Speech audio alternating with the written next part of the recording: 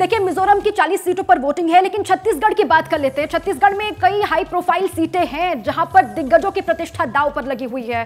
देखिए, चेतराम आरामी बीजेपी की तरफ से पहले दौर के वीआईपी दंतेवाड़ा की सीट की हम बात कर रहे हैं, और छविंद्र कर्मा महेंद्र कर्मा के बेटे हैं, ये कांग्रेस की तरफ से प्रत्याशी हैं। दोनों के बीच में मुकाबला होने वाला है।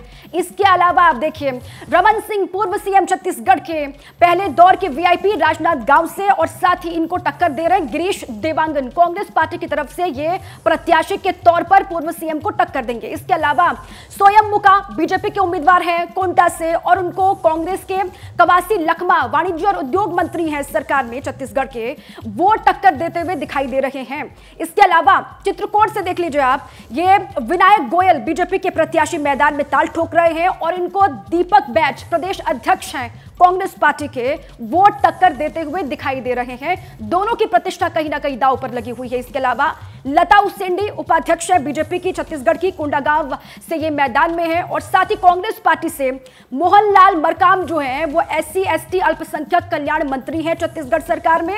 इन दोनों के बीच में मुकाबला, और कहीं ना कहीं दोनों की प्रतिष्ठा ही यहां पर दांव पर लगी हुई है। श्री बिल्कुल, तो प्रतिष्ठा दांव पर है, और आज उसका फैसला जो है वो जनता को करना है। जनता पूरा मन बना चुकी है। बस्तर इलाके में, छत्तीसगढ़ यानी वो इलाके जो नक्सल प्रभावित इलाके हैं जहां पर वोटिंग शुरू हो गई है, लेकिन बाकी जगहों पर अभी वोट कास्ट करना जो है वो बाकी है, क्योंकि 8 बजे से वहां मतदान होगा। स्टूडियो में हमारे साथ 2 खास मेहमान हैं। अभी जी, आप ही से शुरुआत करते हुए क्या लग रहा है, जो कहा जा रहा है बार बार कि 24 से पहले का ये सेमीफाइनल है, कितना कड़ा मुकाबला सर?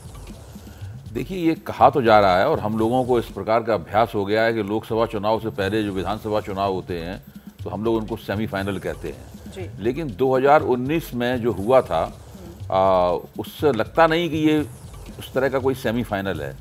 अगर 2019 में जो हुआ था वही, मेरे सामने ये बहुत बड़ा सवाल है जो मैं प्रदीप जी के सामने और अपने साथियों के सामने दोहराता रहता हूँ कि क्या 2019 में जो हुआ था वही 2024 में होगा, या 2018 में जो हुआ था वही 2023 में होगा ज़्यादातर राज्यों में।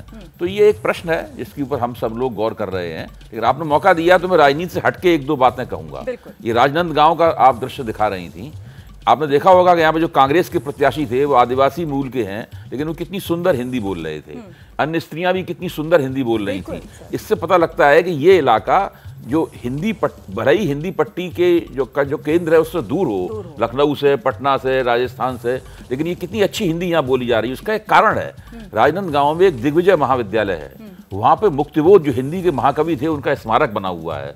वहाँ पे पद्मलाल पुन्नालाल बख्शी, बलदेव प्रसाद मिश्र और मुक्तिबोध जैसे हिंदी के बहुत बड़े बड़े विद्वान हुए जिनको पढ़ लिख के हम लोगों ने लिखना पढ़ना और सोचना सीखा है। तो ये इलाका इस लिहाज से भी, संस्कृति की दृष्टि से भी बहुत ही महत्वपूर्ण इलाका है। महत्वपूर्ण बात भी आपने कही है सर। जैसे ही घड़ी का काटा दोपहर 2:30 पे आए, बबीता जी का दिल सास बहू साजिश के लिए मचल जाए।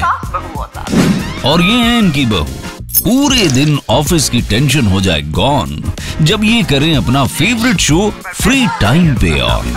इनकी तरह आप भी देखिए अपना फेवरेट शो अपने टाइम पर, और डाउनलोड कीजिए ABP लाइव ऐप अपने स्मार्ट टीवी पर।